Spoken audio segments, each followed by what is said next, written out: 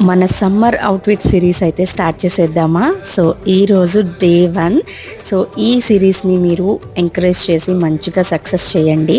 And ఈరోజు చాలా comfort ఉండే మంచి కుర్తీ సెట్స్ అయితే తీసుకొచ్చేసాను మన సమ్మర్కి. జస్ట్ 350 రూపీస్కి మీషోలో అవైలబుల్గా ఉన్నాయన్నమాట.